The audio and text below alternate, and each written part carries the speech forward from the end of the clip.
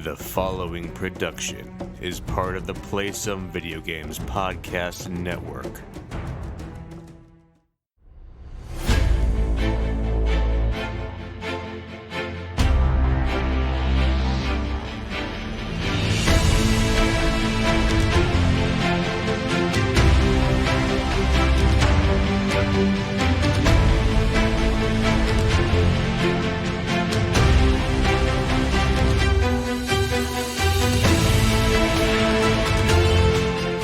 Boarders, and welcome to Board with Video Games, the gaming podcast that strives for the right balance of coverage for games you play on your table and on your television. You can think of us as the Tom Colicchio and Padma Lakshmi of gaming podcasts. We're a proud member of the PSVG Podcast Network and thrilled to be part of the Dice Tower Network as well. I am one of your hosts, Kyle, and joining me on this co-op adventure, the guy who gives tough critiques but forces me to deliver the bad news. Josh, how's it going this evening? I am tired. How are you? But you're here. But I'm here. also tired. I am also tired. It's been a long time since I've watched. It's Top Chef, right? That is Top Chef. Yeah. Nice work. Who gives the bad news? Oh, Padma. Padma always has. Oh, I don't want to be Tom. Why don't you? He's won like 5 James Beard Awards. Yeah, I don't know. I guess I'm more attracted to Padma. Well, that's fine. You can still look at Padma if you're not her. But if I'm her, I can look at me all the time. That's true, I guess. That's true. I really thought the episode with her on Ugly Delicious was very interesting. Yeah, it was interesting. So, but yeah. So how are things going in the COVID world and in the life that we're living right now? Well, we're still at a steady increase every day of problems. So, that's always fun. Just trying to do my best to keep on going, but it's not easy, so. I hear you. I had a glimmer of good news today, and I don't know if this is just, luck. I don't know if this will continue, but I had to do some shopping today. Mm-hmm. So did place some orders ahead of time so I could just pick them up at like customer service at the places I was going to try to reduce my time there as much as possible. One of those places I had to go was Target because I looked at my grocery store and I looked at a whole bunch of other places and they did not have this particular food thing I was looking for, but Target had it. So I ordered it from Target. When I got to Target, Josh, people were just walking out with toilet paper. Oh. Now I was like, what? So then I went into my Target and I walked over and they had toilet paper. Now granted, it was limited to one package per person. And it's not like the shelves were stocked full, right? But it was like 2 PM and they still had toilet paper. That's good. I know. So I was like, maybe we were turning a corner. Well, I don't want to shut your light down, so I won't say anything negative. I'm sure. No, you can. I hope that you're right. I hope that it wasn't a fluke, and I hope that we continue on that trend. I was listening to another gaming podcast and one of their listeners had said that they work at a food distribution warehouse, and they said that right now they're working 60 to 70 hours a week. Yeah, that's insane. Trying to get food distributed. So, I mean, people are trying. People are doing their best. And there's people like that who, probably no one's really thinking too much about I'm like very thankful that people are committed and dedicated to the work that they do. And I totally am someone who does not think that, our employers should take advantage of people, but I do appreciate when someone recognizes that the job they're doing is for the greater good, and that even though it sucks right now, they understand the importance of it. So thank you to that person and anyone else in jobs like that where you don't feel like you're getting thanked for the work that you're doing, no matter how important it is. Mm-hmm. So awesome. Anything else you want to talk about before we jump into the show and stuff? Oh, I don't know. No, just if you're out there and you're struggling or whatever, just shoot us a tweet and that's right. We'll chat with you. We absolutely will. And I say this every time. Well, not every time, but every time I do say this, it never works out. I think we might have a shorter show today. We'll see what happens. After last week's marathon with You with thought our you guest. would just jinx it. Well, Edo last week was awesome. Like, I really enjoyed talking to Ed. He had a lot of really interesting insights. It was a great interview. So happy to have him on. But it was a long show, so I appreciate if you did listen to it, listener. And I hope you appreciate, got as good insights and things like that as we did out of it, because he had a lot of really interesting things to say. So thanks for sticking through that one and listening to it. We were a little worried because it got really long, but we'll see what happens with this one. Maybe it'll be a touch shorter this week. So thanks so much for joining us, everyone. As always, if you have any feedback, questions, suggested topics, hit us up at Board with VG on Twitter, or check out all of the stuff over on the Instagram, also Board with VG. We are a proud part of Play Some Video Games, and PSVG is on Patreon. We're absolutely thrilled with the support you have given us there thus far. And if you'd like to monetarily support what we do, you can find us there at patreon.com/PSVG. But the most important thing is just that you listen and maybe share what we do with someone else who you think would enjoy the podcast. My apologies for my dogs barking, if you can hear that. We're also a member of the Dice Tower Podcast Network, so if you enjoy our conversations about board games and would like to dive deeper into that world, we encourage you to check out the Dice Tower Podcast, as well as all of the other members of the network. No matter what type of board games you enjoy, there's a podcast on the network that is right for you. So listeners, we're going to switch things up this week a little bit, and this may be kind of how we do things going forward. Work schedules have gotten pretty irregular, so we want to make sure we're getting you content each week, but we also want to make sure we're getting you content that is timely, or at least evergreen, in the sense of when we record it, it's still relevant to you. So we're going to switch things up. Instead of having like a news segment or a what are we playing segment and then a topic, Josh and I have just picked 3 topics each related to gaming that we're thinking about, that's on our mind. Might be a game we're playing. It might be a news story we want to talk about. It might be just a thought we had. And we're really going to make this a conversational and topic-driven show. So we're going to do it for a couple weeks, see how that goes. If you do have any feedback, let us know. We just kind of want to try this out, see how it feels, because it's something we're interested in exploring a little bit more. So with that, Josh, what is your first topic this week? Hey, so today is, when we're recording this, Saturday, April 4th. And as of this current recording, the Frosthaven Kickstarter is sitting at $6.3 million on a goal of $500,000. They may have underestimated slightly. So that being said, if there is anyone who is there anyone who is not backing this game, and do people out there know that part of this campaign also includes the option to purchase the original Gloomhaven for $100? So I thought what we could do, we'll talk about the Kickstarter. We'll let you know what is being offered in the different levels, and maybe just get some people some information on this, because we, just us, had some questions on our Twitter about this the first day it came out, which was surprising to me that some people still didn't know what this is. So why don't we start with I am backing this. Where are you sitting on Frosthaven, Kyle? So, funny story. Not too long ago, some of the folks who work with my partner decided they were going to start doing a board game March Madness tournament. So what they basically did is they took all these board games and paired them in a bracket and played the 2 board games and then voted on which one they liked better. And then that was the one that moved on in the bracket. Okay. One of the games, and these people, they play a good number of board games, but they're not totally plugged into the hobby. They don't necessarily know, if you say, oh, Gloomhaven, they don't necessarily know what type of game Gloomhaven is, but they may have heard of Gloomhaven. Sure. So they asked, hey, do you have Gloomhaven? And I said, no, we don't have it. That's not a game that we have. And then they explained that they were looking at doing it for their tournament. And I said, well, even if we did have it, that probably isn't the most appropriate game for that type of a thing. And I kind of explained what it was. And they're like, oh, that makes sense. So then the partner asked about Gloomhaven and said, hey, is this a game that we have? And I'm like, no, we don't. She's like, well, why don't we have it? And I was like, well, it was pretty expensive when it first came out. And then once the Kickstarter ended, it became really hard to get for a while. And you can get it now, but actually right now, I don't think it's in stock anywhere really right now. Yeah. But it was in stores every once in a while. I'm like, but it's pretty expensive. It's over $100. So, I just had never jumped in on it because I didn't know if it would be a game you wanted to play, despite us playing games similar in the past. So I knew, though, that Frosthaven's Kickstarter was coming soon. So when Frosthaven's Kickstarter came up, I sent it to her and said, hey, you had asked about Gloomhaven. This is the sequel to Gloomhaven. That is, or however you want to look at it. Is sequel appropriate to say? I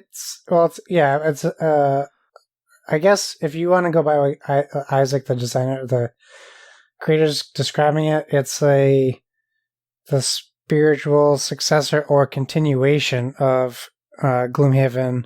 So it's kind of a sequel, but it's standalone. So Right. there's no story that you need to know to play Frosthaven.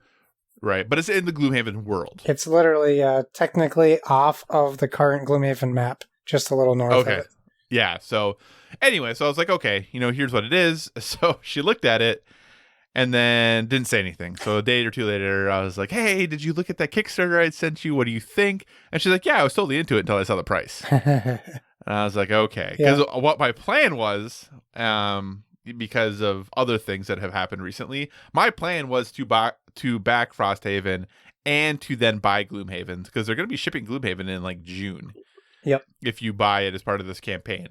I might still do that. My birthday was recently, and we didn't ever decide on what I was getting for my birthday. So this might be what I get for my birthday. Because I do think she would like it. I wish we could play it with more than just the two of us, though. Like, I know technically it is a 1-player, like solo to 4-player game. Yeah. I think having more people would be fun, but yeah, I think I might jump in on this. Long way of saying I think I might get this, but I haven't fully committed yet. Yeah. That's okay. That's all right. So let's give people a little rundown of Frosthaven. So it's 1 to 4 player game. It averages, well, they say it's 30 minutes per player. I would say that's close to accurate. Maybe 45 minutes a player. So it's a standalone campaign in the Gloomhaven world.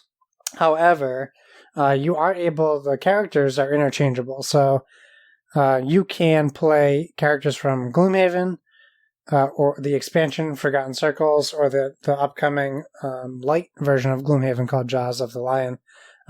You can play them in Frosthaven, or you can play Frosthaven characters in your Gloomhaven campaign if you choose to do so. I imagine there's definitely maybe a few hiccups in there's probably, well, you know what, there probably isn't. They probably did a good job at balancing the characters.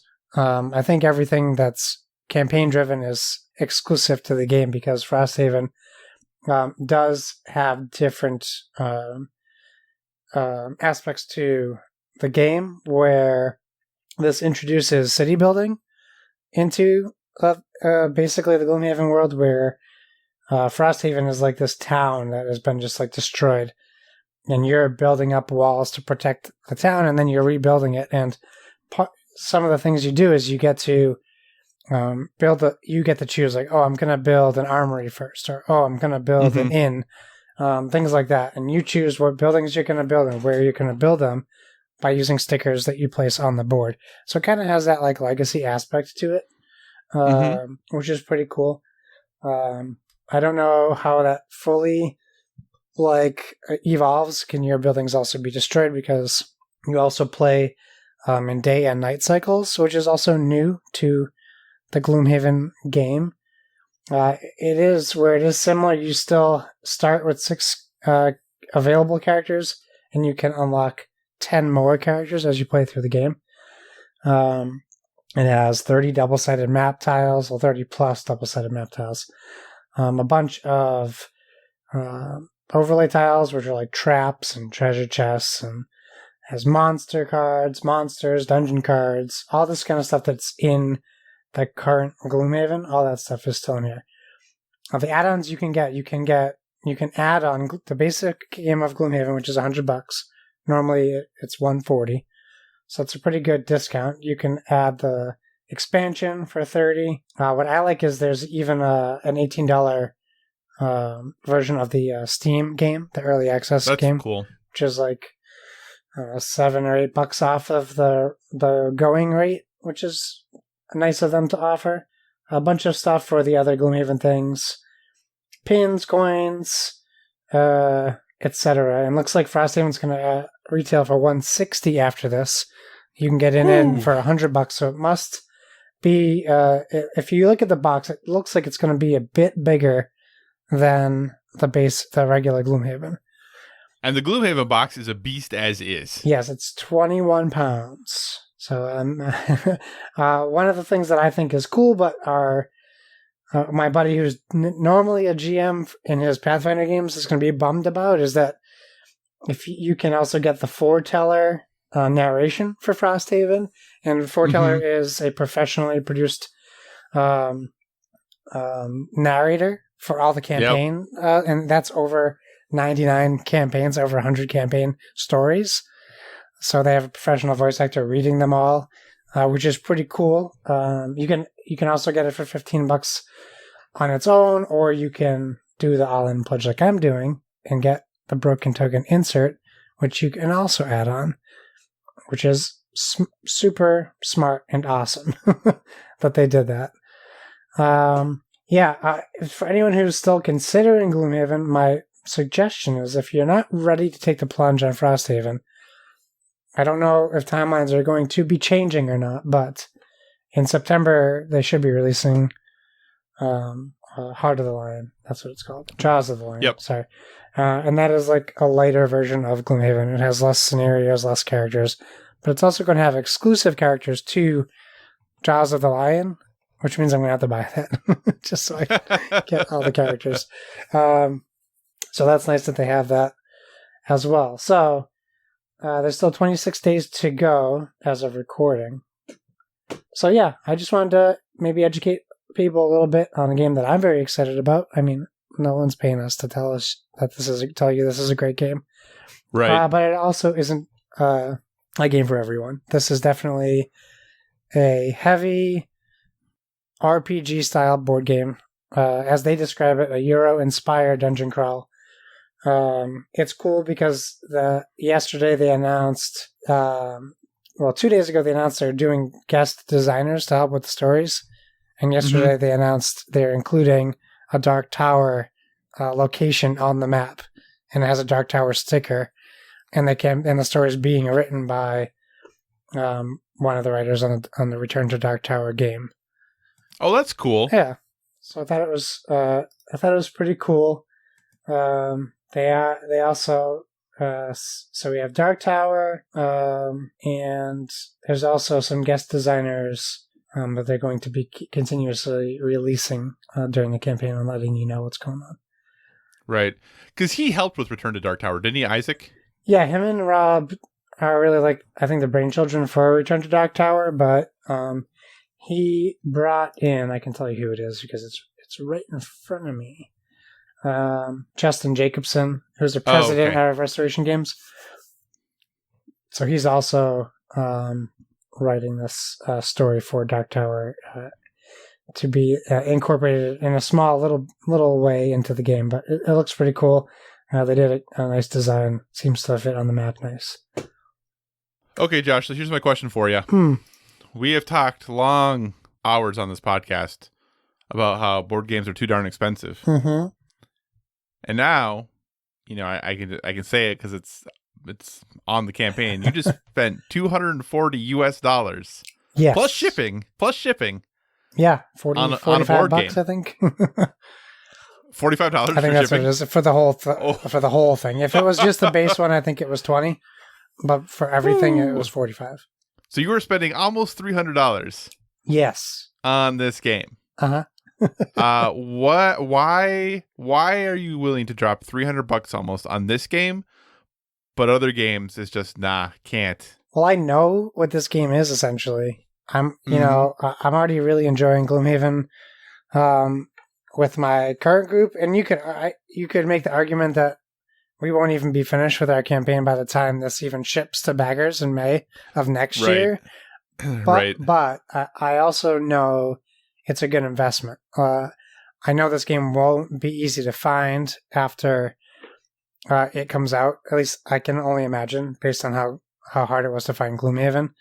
Especially when they have to produce 44,353 copies of the game, potentially, depending on what the backers have chosen. So ridiculous. So there's probably not going to be another print run for maybe a year because it's going to take them that long to manufacture all these games. Yeah. In fact, I wouldn't be surprised based on what's going on now that this game doesn't get delayed until August of next year. Yeah, that wouldn't surprise me either. And listener, if you're not certain, you can always just pledge $1. That Yep. gives you access to the pledge manager, so that it's nice that they do that, which basically lets you add the game later if you want to. So if you don't want to pay the big money up front, you can pledge $1, have access to the pledge manager when it launches. Isaac has said that they're going to keep the pledge manager open as long as they possibly can. Mm-hmm. So you'd be able to have a chance to back later if you want to and pay the price later. But you're still saving, $60 easily. So for that $1 investment. And if you decide that you don't want to do it, if enough comes out, you don't want to do it, you're out $1. So Yeah, exactly. And I do want to say one of the things that I I don't think I'm speaking too soon, but it's possible that could change. But why I'm comfortable backing it at the price that it's at is because I know that there's not going to be any surprise add-ons. And that's really what the big obstacle for me and some of those other Kickstarters are. One, it's a game that we haven't played. And two, I make in my head, I make a budget on what I'm going to be spending on whatever game. So if I'm backing like Marvel United for $60, I'm not budgeting a $240 game in my head.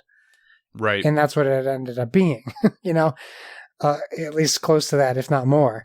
If you wanted everything, absolutely. So at least I know that I'm getting everything and I'm prepared to cover this cost. And honestly, something could change. He could add something crazy that makes me not want to back it. That's definitely possible. Do you think you could do $1 to do the pledge manager and just do an add-on of the original Gloomhaven for $100 and then not get Frosthaven? Maybe. You could probably just tweet Isaac. He'll probably let you know.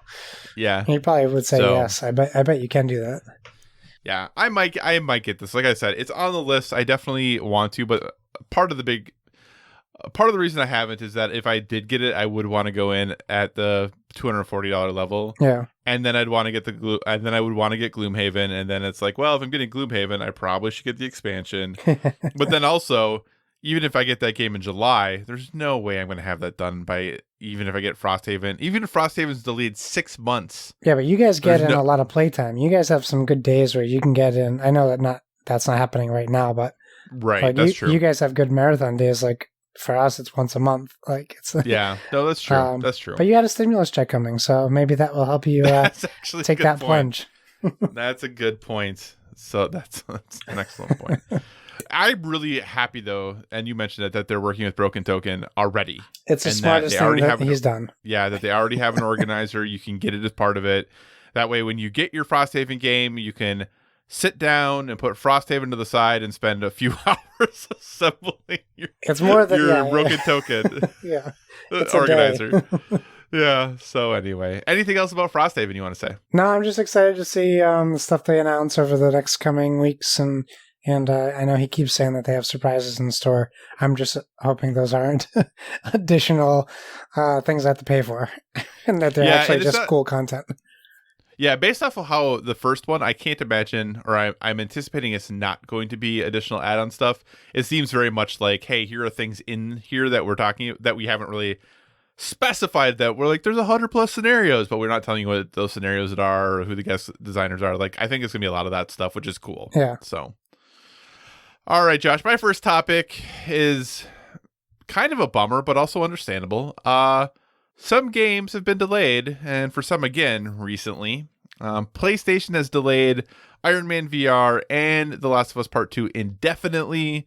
Microsoft has delayed Minecraft Dungeons, so that was a short one, and Wasteland 3. So, Josh, these are kind of the first big game releases. All signs kind of are pointing to COVID being a big reason for these delays. Some of them, PlayStation has come out and said that's the reason for their delays, is that not that the games aren't done, but they're going to have a hard time getting games to people. So they want to wait, and I think there might probably be some issues finishing up localization maybe. But they really want to make sure that everyone gets to play the game at the same time, though apparently in a recent PlayStation Blogcast episode, they did not rule out doing just a digital release early yet. So we'll wait and see. I don't think they're going to do that. I think that would be, I mean, I'm cool with it because I pre-ordered it digitally, so that seems fine. But I feel like others would be upset about that. So to start with, Josh, my first question about this, is this the canary in the coal mine? Is this just the start? Is there going to be a lot more games that are going to be delayed? Because we were all excited about, well, I shouldn't say excited. We were looking at the silver lining of having to stay home, being we get to play all these cool video games that are coming out. But it sounds like now some of them aren't coming out. So is this just the start? I think it's interesting, especially when they say like these games are pretty much done. That Right. It is confusing to me why they're delaying them. I know that they're saying it would be hard. It might be hard to get it to everybody.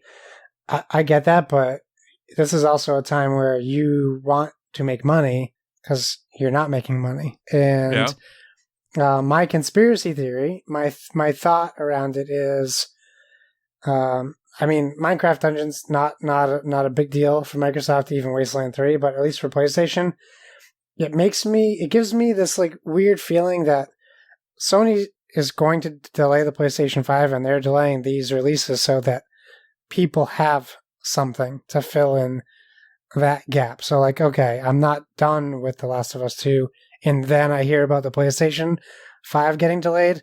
I'm hearing about the PlayStation 5 getting pushed back and then Last of Us 2 is coming out. So it's less of like a blow to the people who are excited about that. I mean, I could be totally wrong, but I really feel like while I totally get like it would be really crappy like for the people who pre-ordered like the limited edition cases and collector's editions that they can't get their game and other people can play it digitally. Right. That would stink. So if that was the case, then yeah, that's a good reason to delay it if they just can't get those out. Right. But we're not talking about manufacturing board games. We're talking about discs. And that's me being ignorant to how that manufacturing works and where it's being manufactured. Mm-hmm. But I don't know when like The Last of Us went gold or Iron Man if they already have. So that's just like I said, my conspiracy theory. So do you think that it would be acceptable for them to say, hey, sorry, physical people, you're not going to be able to get your physical stuff for a while, but we will send you a digital code for now. Yeah. And you will get, whenever we can send you your physical stuff, you'll get your physical stuff. Would that be acceptable, do you think? I think so. And still release the game the same day? Do you think people who are getting physical versions would be upset by that, though? If they're still getting their physical copies, I can't imagine people being upset about it. And they're not really losing out because technically you've already paid for that game for the people who pre-ordered it or already purchased it. So all that really means is that when you get your disc, you're turning around and selling an unopened disc on eBay for $40. Maybe, but maybe they have a way where it can be timed. Like they can revoke the digital copy. Right, but wouldn't that be a horrible... Yes. Like that would be horrible, right? Yeah, I mean, they have to combat it, right? I mean, I guess that's the tough part, right? The people who would sell the physical versions when they came in. Right. And then who would buy them also. Yeah. And will GameStop even be open to take their trade-in? So yeah, I don't know. I mean, yeah, that's a good counterpoint to why that would be a bad thing for them to give out digital copies unless they had a way to say like, okay, 1 week after, well, still, if you beat the game before you got the physical game, it doesn't really matter, right? Right. So, yeah, that probably won't happen. Yeah, and I could see, I feel like I could see people who had ordered physical games being upset. I don't know why. Because they can't trade it in after they beat it. Well, right, but I also just feel like we get upset about everything. It's like, my internet stinks, so it's going to take, forever. And yeah, I know I'm still getting my physical in 3 months, but it's just not fair that I'm not getting it now. Like, sure, I guess that's true. I feel like it's kind of a can't win situation in that, how that goes. And I get the desire for a simultaneous launch everywhere. Like, I get that. I was actually kind of looking forward to The Last of Us Part 2 because it was going to be actually the first day I take off of work at my new job because I was just going to take that Friday off and play The Last of Us Part 2. But I guess I'm saving that day of vacation now. Do you think then that Ghost of Tsushima gets delayed as well? Oh, I mean, I feel like that they would have dropped that bomb when they dropped those as well. So I think we might still be on track for that. Okay. But them releasing that on time contradicts the reason to delay The Last of Us 2, right? I don't necessarily know that it does, because a part of me thinks that Ghost of Tsushima is like done. Yeah. Because it got pushed back. I think Ghost of Tsushima was supposed to come out when The Last of Us Part 2 got pushed to. Right. And I think they just pushed it back to be so it wouldn't conflict. I think that game is pretty much done. So it wouldn't even surprise me if, from a manufacturing perspective, and since they haven't announced any special edition consoles or really too much as far as like the special editions go, like there's some stuff there for sure. Like they obviously have a special edition with the cool mask and stuff. Yeah. But I think that maybe they were further along with that than we maybe knew that they were, or maybe we'll get delayed. Who knows? Yeah, I mean, without transparency about what's going on, we'll just never know. Right. So unless they're sitting on, hundreds of thousands of already printed and manufactured games, that's the only way I can see them not delaying that with The Last of Us, at least for the reason they're giving for The Last of Us. Right. So, kind of drawing this back then and talking about Microsoft and Xbox. So obviously, they've had a couple releases of some of their first party games recently, some going very, very well and getting a lot of hype and being beloved, such as Ori. Some games that I think you probably were released and people don't even remember or already realize that Bleeding Edge was a game that was released in March. Uh-huh. I don't know. Have you heard anyone talk about that game? Only Coach Mo in PSVG Land has talked about it, and I've seen Luke Lore's frustrations with it on Twitter. Oh, really? From his Xbox podcast. Okay. But no one's really talking about it, and I think I mentioned it a couple weeks ago. After I played the beta, I was immediately turned off from it, so it's not even on my radar anymore. Yeah, well, and it's interesting too because there have been some stories and stuff about how it was a hard for Ninja Theory to get that game out when they did, and I don't see anyone doing stories about them crunching. But anyway, so outside of that, though, obviously, like I said, they delayed Minecraft Dungeons. They have the Gears Tactic game that's coming out at the end of April, correct? Yes. Yep. And then other than Wasteland 3, they delayed, but that was it that we had dates for their first party games. Is that correct? To my knowledge, yeah. I don't know that we know. We don't have dates for Hellblade 2, obviously. Right. And then obviously Halo, we know, is just with whenever the console comes out, which apparently they're slightly backpedaling on now too, saying any game delays will not cause the release date of the Series X to be delayed, is what they said. Right. So, and again, that's not a bad thing or a shot at them. I can't imagine working on a game like that remotely is easy. No way. Nothing that anyone in the game development industry that is doing right now is easy by any means. Yeah. Right. So do we think then, obviously, like I said, Microsoft has delayed some stuff, Sony's delayed some big stuff, and you kind of alluded to it. Do we think the consoles come out this year still? I wanted to say no, but Phil Spencer's like, the Xbox is coming out this year. It's still on track, so I like his optimism, but I don't see how it's possible. So he obviously has way more insight into how that's going. And I mean, basically, no, I'm sure PlayStation knows what's going on, but nobody knows what's going on with the PlayStation 5. Right. At all. And I don't know when they originally planned on telling people, if it was not going to be until June. That's crazy to me. And if it was, it's going to be later than that, I think, right? Well, okay. Well, back up real quick, though. What do you say nobody knows? Like, in comparison to what? They've said holiday 2020 for a very long time. Well, that's what their website... I'm just reacting to, the in general information on the... what we've talked about before. I know we know the tech specs, right? But we haven't seen the PlayStation 5. And that still is weird to me.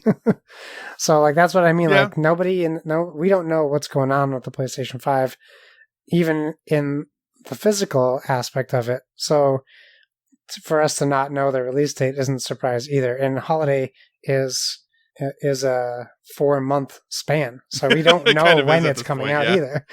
No, for sure. It could be for holiday is still until February of 2021.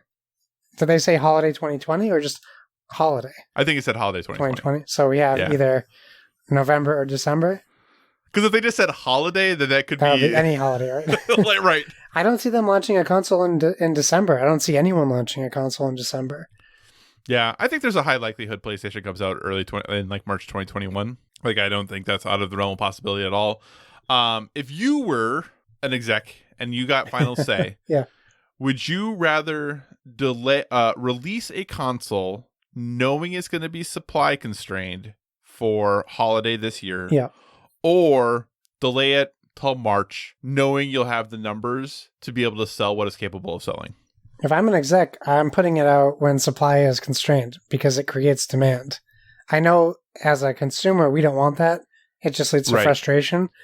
But look at how Nintendo releases their consoles. Everything that they've released like a bottleneck. It's like, here's some games. Ugh, stop. Okay, we're going to give you like one more shipment before Christmas, and then we'll give you some more in March. Like, it's been weird, but they do a great job at creating the demand for their consoles. I know, but I hate it. I was gonna say, but Xbox is all pro-consumer now, so isn't that kind of anti-consumer to do that then if they were to do that? Well, that's the thing. Like, I don't know about PlayStation, but everything that Phil is saying makes me believe that isn't going to be an issue. I know he's not like directly saying, hey, we're going to have enough for everybody. But he's not saying like, just want people to know it might be a little hard to find, a Series X when they first come out. He's not saying that either. So like, I'm just led to believe that they'll be as available as normal. Obviously, it might not be that way, but Microsoft also they also need to create supply and demand as well.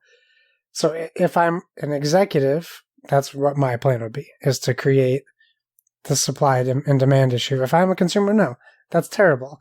Wait until they're readily available.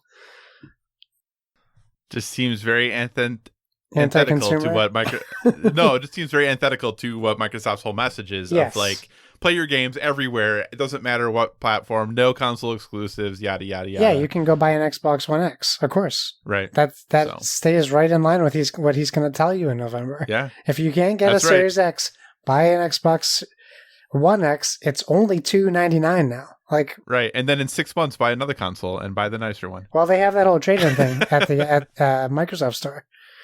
You buy the X. Those are so readily available. Well, the X's must be available, right? No, the Microsoft stores. Oh. I think you could do it on Amazon now, too. I was like, I have no idea where the closest Microsoft store is to me. I know it's a multiple-hour drive, though. Yeah. That I know. Well, I got some close ones to me. So, isn't everyone like me? Awesome. All right, Josh, what's your second topic? My second topic, okay. So, I'm working overnights mostly for work now with our shelter. So I've had to occupy my overnight shifts with something to keep my mind off of why I'm there and what's going on there and just things in general. So I've been struggling to find a game that I could consistently play. I bought Agony on Switch because it was on super cheap, and I played it for like 30 minutes last night and then promptly deleted it off of my Switch because of how terrible it is.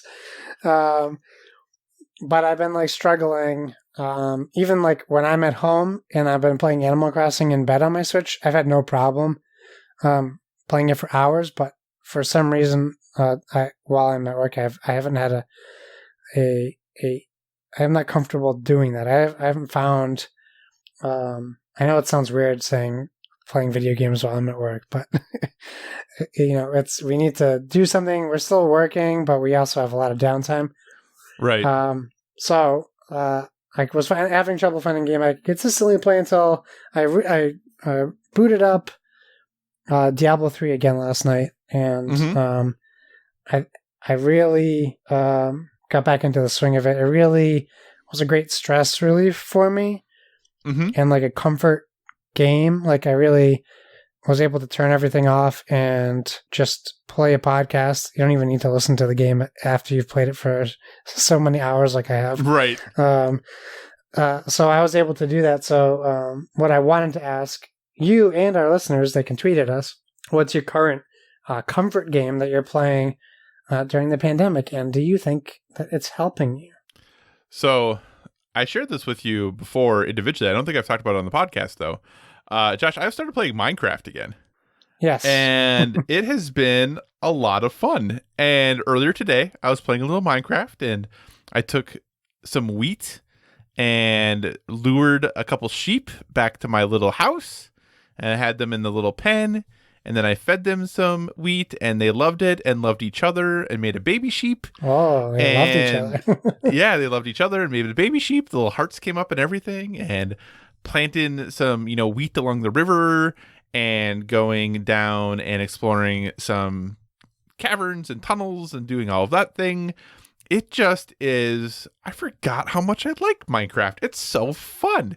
So that's really been the game. I've been playing a lot of other stuff too, but when I am really just looking to disconnect, get away from it all, and just think and just do something to lose myself in, that is what I've been doing again, is playing Minecraft. And I'm really glad this game exists and happy to have access to it and play it. I forget how darn good this game is and why it's such a phenomenon that it is. I found a YouTuber who I really like that does Minecraft stuff, and I've been watching their YouTubes about it. I'm all in on Minecraft again. I am absolutely loving it. Nice.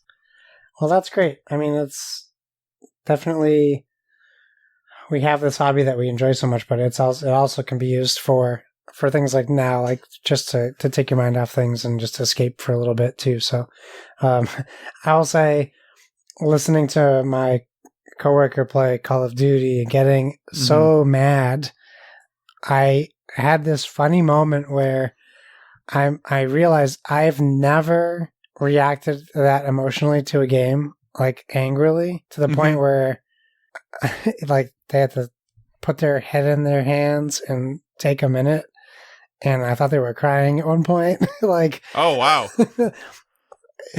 I don't mean to come down on the Call of Duty bros, but it was a real weird moment for me to be listening to and watching someone be so angry at a game, but continuously playing it. Like, now is not the time to be putting yourself through that, at least in my head. So if that's something that you're doing out there as a listener, find a game that brings you no stress and just comfort and relaxation. That might help you if that is not what you're currently doing. Yeah, I haven't played much Call of Duty lately. I think I shared that the person I usually play Call of Duty with broke their hand. So they haven't been able to play Call of Duty. I think they actually just got their cast off, I think on Friday.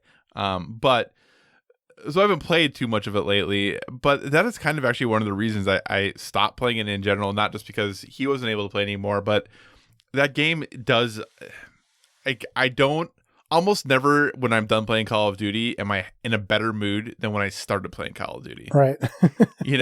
And part of it is that I'm not as good as I used to be. Like, that's definitely part of it, that I definitely don't feel as proficient in the game as I used to. But the other part is that for better or for worse, the online structure of that game just isn't always super great. And I think one of the worst feelings in a game is doing poorly, but not because you did something wrong or playing poorly, right? Like, there are definitely times when I know that other team is just better than me, or this other player is just better than me. And so be it, that I don't get mad about that. Yeah. What I get really upset about and frustrated with in Call of Duty, so I can relate a little bit, is to what I see on my screen and then what I see on the kill cam being different. Yeah, that's what I. And that is so frustrating. It's so frustrating when you're like, that is not at all how that happened on my screen, and there's nothing I can do about that, right? There's nothing I can do. And there are times when you are the person who things go your way that way in Call of Duty, and sometimes you're the person who they don't go your way. So I can understand the frustration. But that's also why I'm not playing Call of Duty right now, and I'm playing Minecraft. Josh, have you ever played Minecraft? I haven't ever played Minecraft. Something to consider. It's a good one, and you can play it local co-op. Oh, so there's a thing to know. Cool. 2 people, 1 screen. It works. It's a thing. All right. So, Josh, my topic is kind of related in a small way. The other game that I've been playing a lot is actually The Division 2, which seems very weird to be playing right now.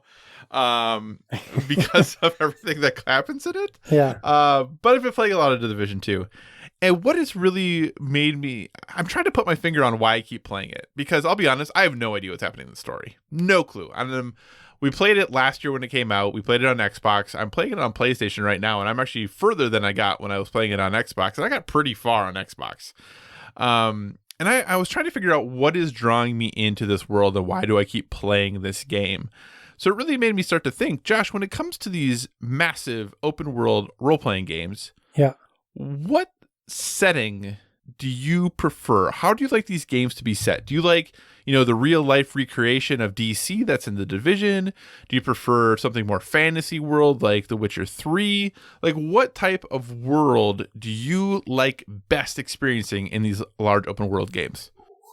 I think I can appreciate them all. For the most part, I think The Division, the first one, was really the first open world-ish, like, RPG that I really played that was in a modern setting.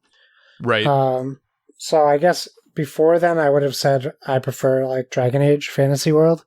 Okay. But I think that's because like we've always been told like RPGs are fantasy related.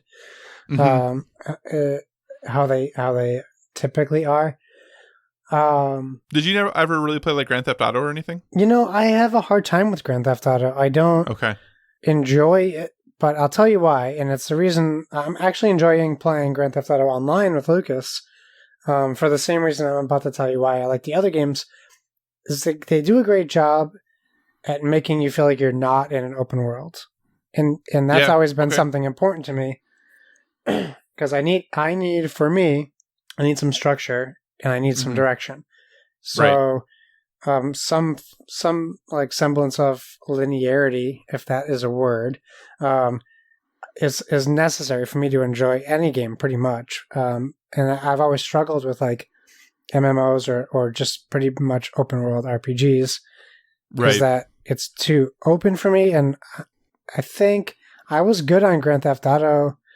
I liked Vice City, but when San Andreas came out and you had to like exercise and eat and stuff like that, but then and then they didn't give you any direction. So that was like the start of Grand Theft Auto for me becoming a much bigger world, kind of like what happened between Red Dead Redemption and Red Dead Redemption 2. Yeah, thank you. It's spaced right out.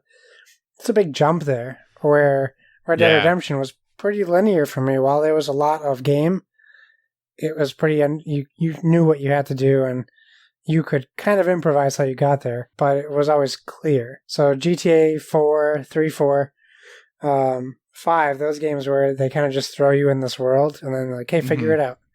That's very frustrating to me. So for me, the setting is not important per se. Like Mass Effect, great job at including like a linear story into a kind of open world.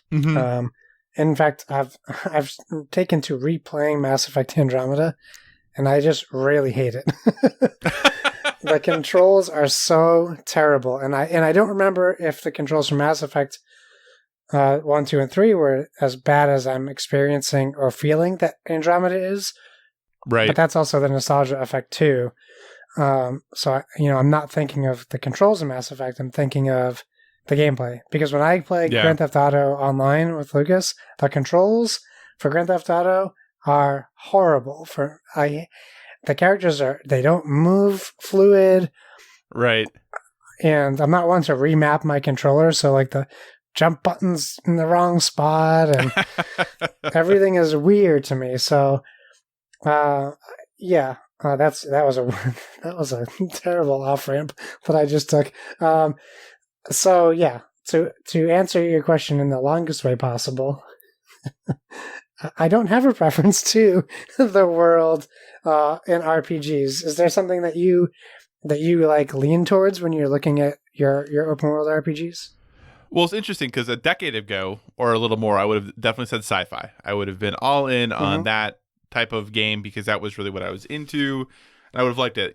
Probably 5 years ago or so, I probably would have said fantasy, doing something, obviously it wasn't quite out yet, but like Witcher 3 style, Dragon Age Inquisition style, like that type of world was something I was super into.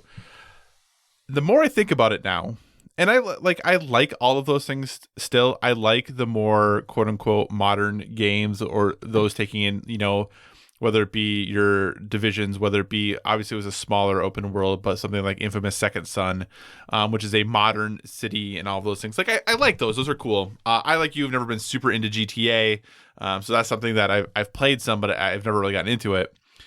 The one series that has consistently really gotten me into their worlds, though, is Assassin's Creed. Yes, absolutely.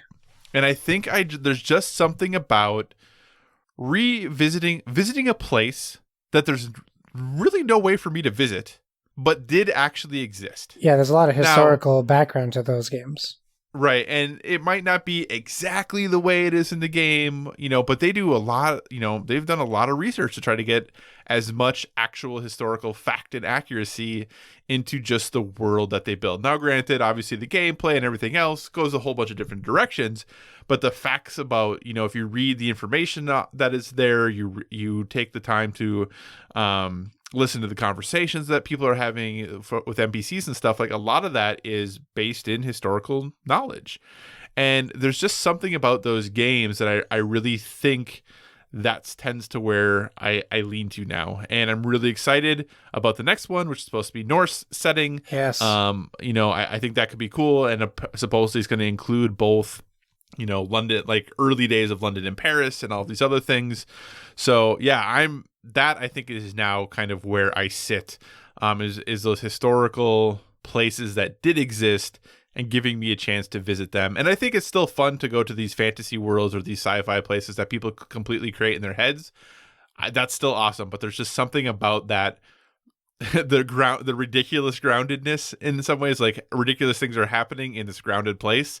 That's the thing I think I like the most. So nice. Your third topic, sir. Oh, well, it's kind of also related to the start of your last topic and also your next topic.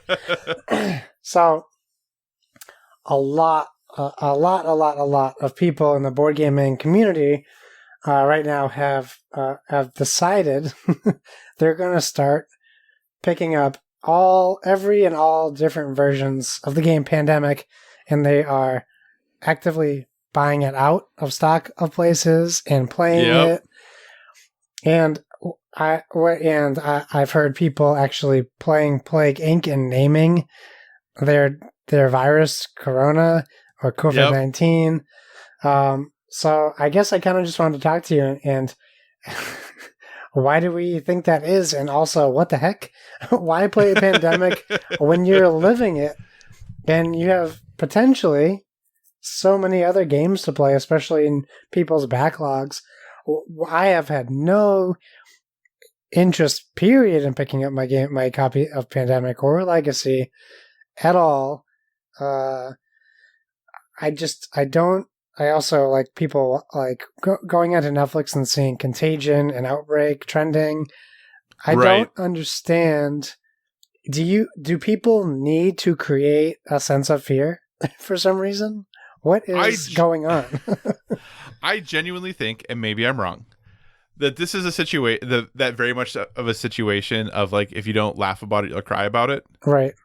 And I kind of feel like that's what this is that people are like, you know what? This is so uncertain. Well, at least in this game, I can fix the problem. I can't fix it in real life. Right. But I can in this game. Maybe.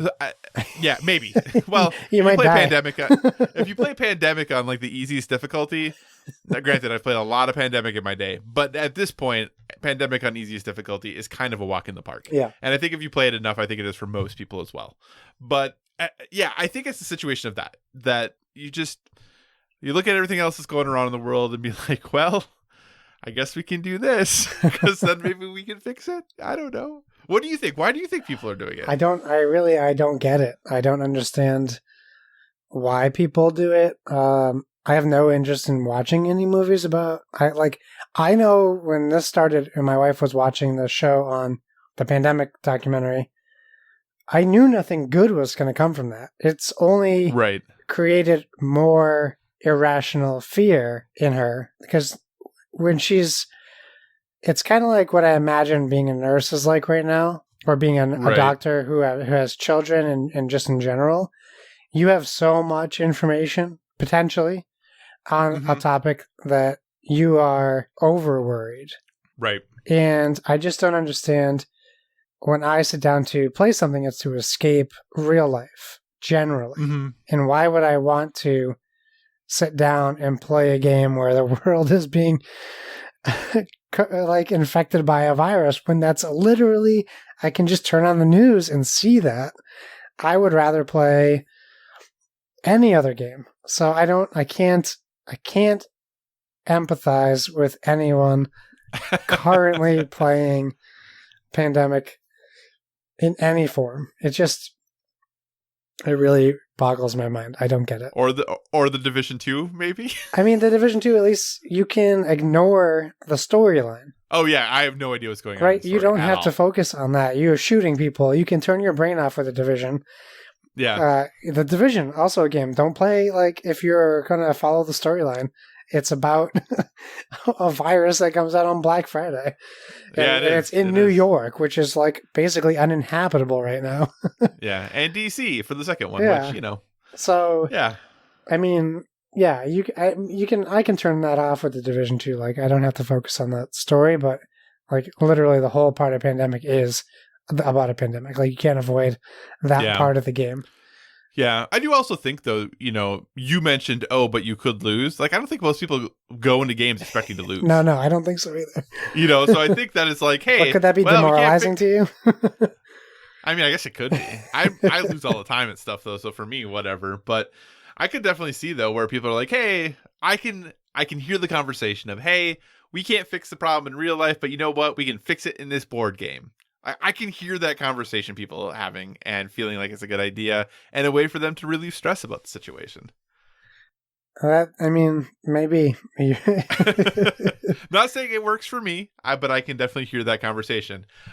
We have talked about, Erica and I have mentioned it. I'm like, I guess we'd always play Pandemic, like jokingly, but we've never played it. Like, we're too caught up in Orleans right now to play anything else. So nice.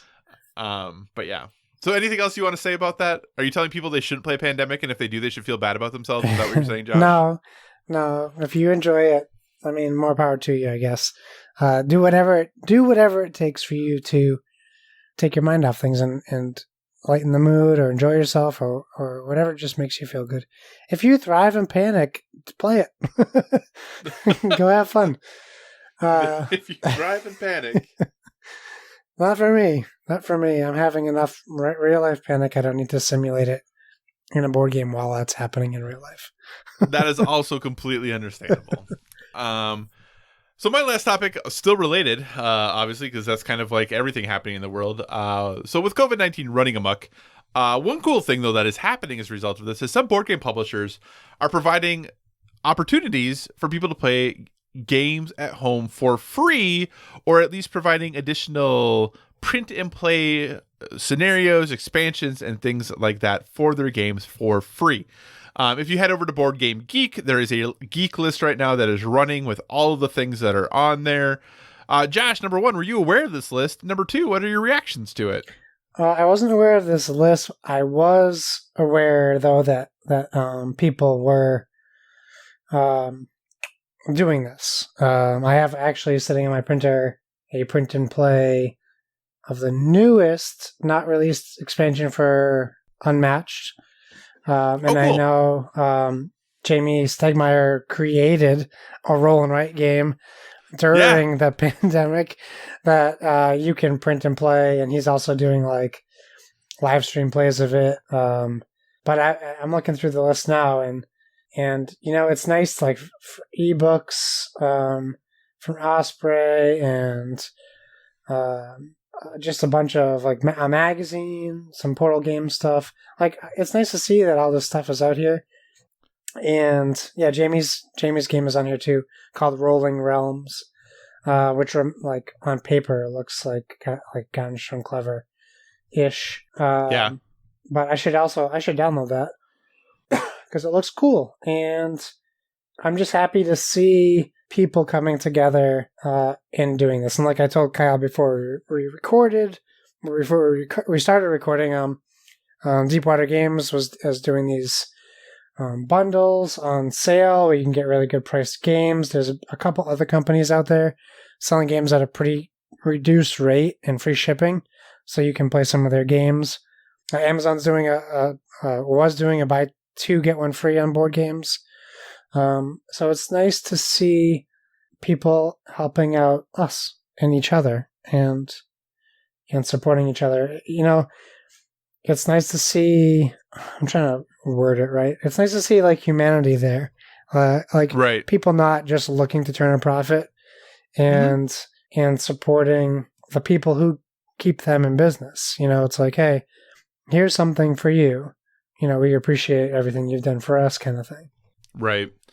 Well, and on top of too, when you look at things like Fantasy Flight has delayed all of their game releases, and not that we want to be running out and spending money right now, but just knowing that, we talked about the video game delays, that is probably going to get harder and harder to get things for a bit, right? So having some other outlet, especially for some really popular games, adding content that could easily be paid expansions that they're just letting you print and play. The one downfall I've discovered about this, I don't own a printer. So that is probably something I should have, is a printer, because I can never ever participate in these things. So that is the one downfall, but a lot of really cool things on here, with really, big name, high profile games, and some small ones too. So it's kind of this interesting mix of games you definitely heard about. Like Love Letter is basically they released a new version of the game, essentially, is what they released as their part, so it's a cool time to go ahead and find some really awesome games that you know and love that have some nice mini expansions or scenarios added, and also go check out maybe some games you've never heard of. And I think it's a nice mix between all of those things. Really cool that it's all put together in one nice forum and geek list here that people can find, and just very cool that publishers are taking the time to do this, because in a time where, financial uncertainty is abound for everyone, the fact that they're willing to literally give away things that they could be making money on is very, very kind of them. So I hope we continue to see more of this, and I'm really thankful for the publishers who are already participating. Yeah, they have that Sherlock Holmes games you're such a big fan of. I know, but you know what it's for? Is for able to do it on remote Skype play. or Discord. Yeah. So, which is cool. So, but only one person has to have the game box, which I have the game box. So Josh, if you ever want to play some Consulting Detective, hey, that's the thing we could do. We should stream it. We could definitely give that a shot. So, all right, Josh. So that is it for our topics. We do have some listener questions, though. You want to take us through those? Oh, let's do it. There's actually an active conversation going on our Twitter right now. I know. I've seen my notifications blow up. Okay. Excuse me. So our first one's from Donnie at Playing Nintendo on Twitter. He says, when do you think The Last of Us 2 will release? And then, in honor of WrestleMania, how would you make a wrestling board game? Oh, there's a bunch of questions in here. Let's do them one by one. Kyle, when do you think The Last of Us 2 will release? I am going to say September or October. When do you think it's going to release? I think it will release in August. Ooh, that's a good guess too. I was considering August, but I'm thinking after school starts. If schools start up again and everything goes back to quote unquote typical at that point, that's when I think that they'll say yes, we'll go ahead and do that. So I think we'll probably know that in like June or July, and then it'll take them a couple months to get everything rolling. Hence why September was my pick. Cool. Those work for me. All right. So how would you make a wrestling board game? I know that there is one that exists. There is. I couldn't tell you anything about it except when I've seen them demoing it at PAX Unplugged. All the people that demo it dress up as wrestlers and crazy ring personalities, which turns me right off from playing it. So I guess for me, I think it would have to be like a drafting game. So you're like drafting a.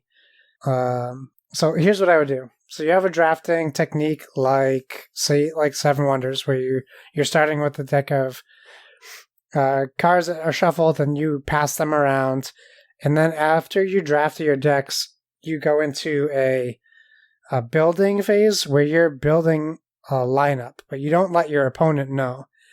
So you have wrestlers in your hand that have specific abilities. Think of it like a twist on War, the game War, the card game War. And what you're doing is you're doing an opening of a match, and then you're doing like a TLC match, and then you're doing an intercontinental match. I don't know what the belts are still going on. All leading up to, like, you have pre-set up matches, and they're leading up to the main event. And what you do is when you match up, you find out who you're battling at the time of the match. And then combat is like Risk, where you're rolling dice for the card that you have, and kind of like Dice Throne, where certain cards would have certain dice. So maybe like if I picked like a small weak wrestler and you decided to put Undertaker in the first match, you have like stronger dice or more dice than I do. Mm-hmm. And then you literally put your cards in like a ring mat, and you have like a little wrestling match there. That sounds very cool. I actually like that a lot. And I was paying attention. I know it probably looked like I wasn't, but No, I was it's looking at okay. the name of a couple of games. I was looking at the names of a couple of games I want to make sure I had right. When I think of wrestling games, there's two games that come to mind. One of them, and this game. I actually really enjoyed this game. I don't know how many people did, though. I don't know that it's super highly rated. I could be wrong, though. Did you ever play Spartacus, a game of blood and treachery? No, but I've heard good things because I love the show. It's like a game I always want to grab if I see it, but I never see it. Yeah, so actually, this is one of the games that I think would fit really well as a wrestling game. Because basically, if I'm probably gonna butcher exactly how this works. I haven't played it in a very long time, but there's a arena in the middle, and you have basically like your warriors that are there, and then you're bidding on who is going to fight. So then, and someone else could say, oh, and depending on how the bidding works, like you could get hosed by other people. So suddenly you're having a matchup against somebody you didn't want to have a matchup on. But then it's kind of like just almost a miniature skirmish game, like in this arena, where you put your characters into the arena, they battle it out. If you do well, you get points, and then you go on to the next round of bidding to try to get to see who's going to fight next. So basically putting gladiators into an arena to fight each other, and it has like a bidding mechanic that you do to get them in there. So kind of similar to what you were talking about and trying to like guess and bluff people about who's going to come out win. So very similar to that. But I really enjoyed that game. I thought it was really fun. I never owned it, but I had friends who had it. We played that a lot, and I enjoyed it. If you want something that's maybe a little more low key, I think Yomi, the card game, which is basically like a take on like a Street Fighter, Mortal Kombat fighting style game. I think you could easily turn that into a wrestling game where you had decks for the wrestlers, and then you're kind of having that one-on-one match if you were looking for something a little more streamlined. So I think Yomi would be a good fit, that style of game. I think actually you could take Yomi almost and just put a like wrestling flavor over it, and it probably would work almost really well, actually. And then Spartacus, I think, would be another good fit for that style. So there we go. We have lots of options. Cool. Okay. He goes on to say, if we get more game delays, people might have time to maybe replay some older games. Is there anything you might be looking forward to revisiting? So for me, I just did my big revisit on Horizon Zero Dawn. So yeah, you did. I'm good for now. I was considering restarting Control and then working into the DLC instead of jumping into the DLC, but I don't know that I have to. I don't have the time like a lot of people do. Right. So for me, instead of revisiting games, I'm answering your question not the way you wanted, Donnie, but I'm playing games. I mean, Mass Effect Andromeda, I guess, will be the game. I'm not giving up on it. But I started Nier Automata because it just hit Game Pass, and I am in love with that game. That game is so good. So I can't wait to keep playing that game. So that's really what I'm going to be focusing on. I'm also looking to continue or start over, like because Kyle got the Division 2 on PlayStation, which means I can download it on PlayStation, and I finished the Division 1 completely on PlayStation solo. So I have a lot of carryover that I'll get some extra like equipment and stuff for playing it on on that console, so I might just download it on my PlayStation 4 and restart The Division because I feel like I gave up on that game a little too early. I put a lot of hours into it on the Xbox, but not as much as you, and not like it got a little too samey for me, so I kind of stopped playing. Yeah, but I might want to revisit that. Yeah, it is pretty samey. We actually have like we don't have Warlords of New York, the newest expansion, but we have all the other DLC on PlayStation 2 because it was like an extra $3. Yeah, because we have I got it on was the on Xbox. sale for like $3. So I was like, well, here we go. Anyway, okay, so for me, revisiting the one game I've thought about going back to and playing again is God of War. Nice. Yep. I haven't pulled the trigger on it yet. I never got the platinum in that game, and that's something I would like to do, but I know those Valkyrie fights are really hard. And I'm old and I'm bad, so I don't know if I can do it, but I would like to try at least. Can I ask you another question, though, similar to this? Yeah. What is one game that is on your backlog you've never played that you'd like to if time allows? Ooh. I mean, there's a lot of PSVR games I want to play. Mm-hmm. Moss. That's a good one. Astrobot. Yep, Astrobot Rescue Mission. Super Hot in VR. There's a lot of VR games I want to play. There's definitely, I think if I looked at my Xbox downloaded games, there's probably a bunch I just can't think of that I would want to start fresh. Same with PlayStation. I know there's some games that I need to, but nothing so important that it's on the top of my mind, like that I know I need to go play. Right. You? I think, and this kind of is cheating for this because I did play it for a little bit, but it was so short. I kind of want to go back and play The Witcher 3, which I know is like the cool thing you were supposed to do back in like December. Yeah. But I really was not a huge fan of that game, and I know I'm in the minority and that I didn't like it that much. But I don't know. I've been having so much fun going back into The Division 2 and just kind of hanging out with that and doing that thing that I think maybe the time is right and it's a good fit for me right now to try to do that once I have finished Division 2. Oh, but Final Fantasy 7 is coming out this week. Yeah. And we have that. So yeah. That's probably the next thing I will be playing. But yeah. So I considered Resident Evil 3, but I didn't realize it was $60. Yeah. And then I was like, did we pay $60 for Resident Evil 2? Maybe I should play that one. That's in my backlog. There you go. Yeah. So no, I have a very good friend who's very into Resident Evil, and he got Resident Evil 3, and he took Friday off of work to play it, and he beat it before the workday was over. Oh boy. Which I'm not saying that hours equals dollar value at all, but then he jumped into the multiplayer and it was super buggy and super laggy and great. Yeah. So anyway, I know that game is definitely not getting the stellar reviews. And dude, with these delays, our Metaspring contest, it's gonna look pretty different. We'll have to make it up to our listeners somehow. Yeah, we'll I'm looking at what we're gonna do for that, so we'll figure something out. We're not gonna cancel it by any means but we'll see what we're gonna do with it because it's definitely pretty. But yeah, it's in rough shape right now. So well, the world is in rough shape, so people chill out. Kidding.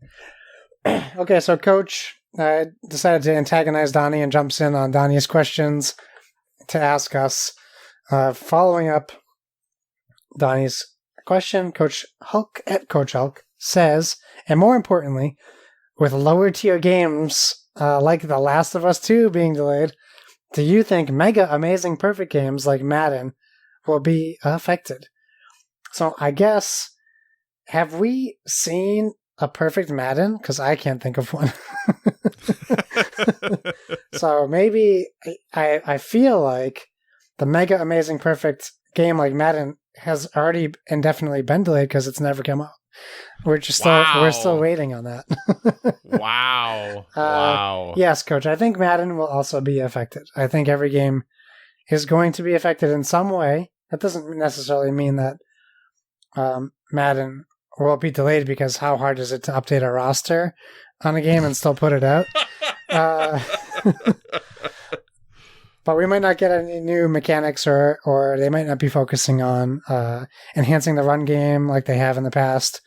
We might not get the awesome Madden story mode that comes with Madden, which I sincerely mean that. So I don't know what the future holds for Madden. I don't know what the future holds for the NFL. So yeah, that'll be it. There's no reason to rush out of Madden if the NFL is not happening.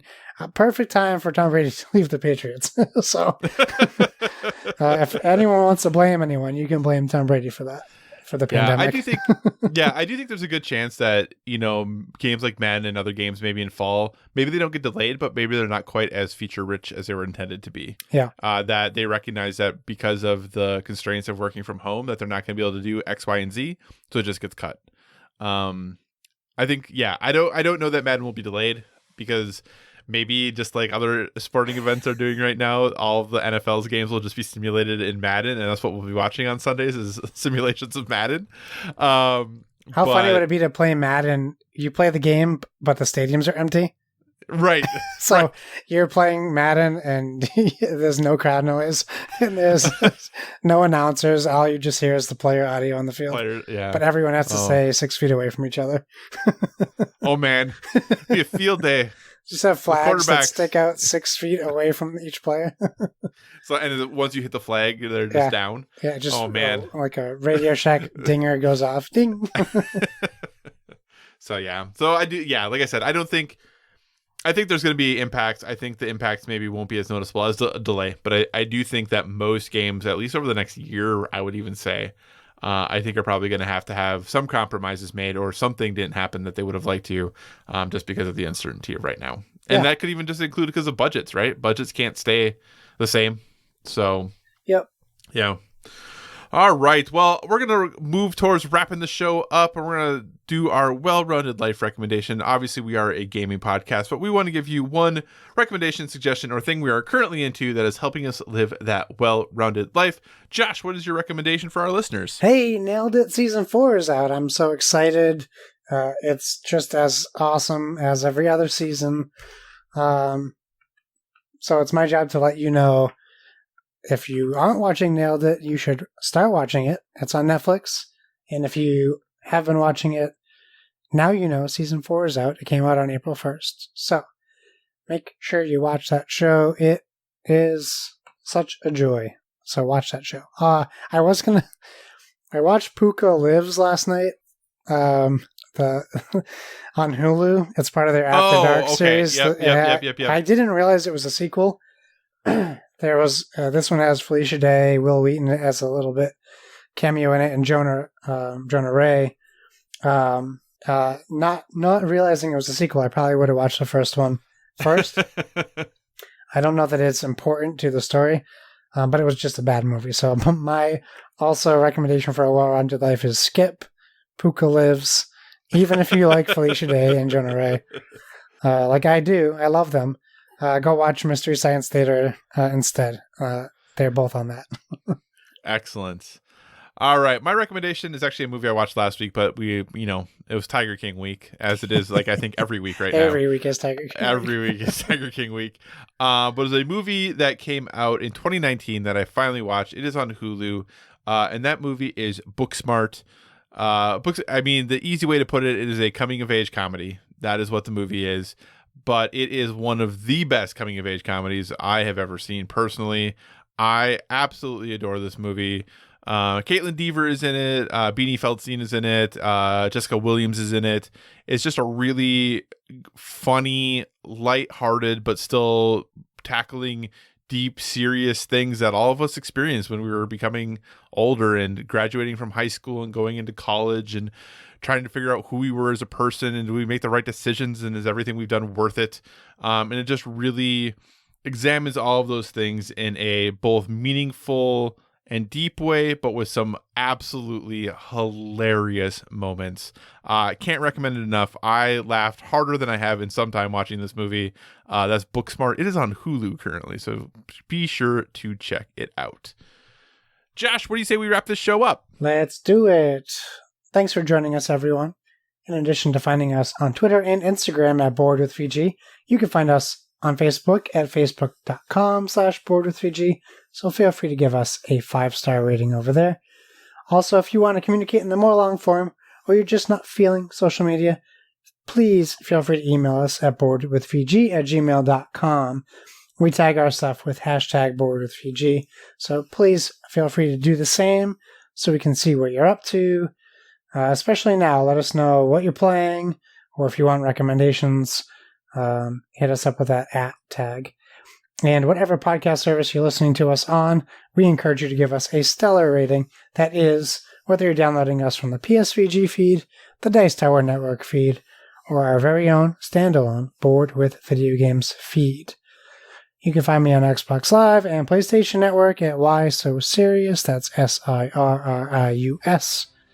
My Switch code is in the wild. Find me. Come to my island on Animal Crossing. You can fish.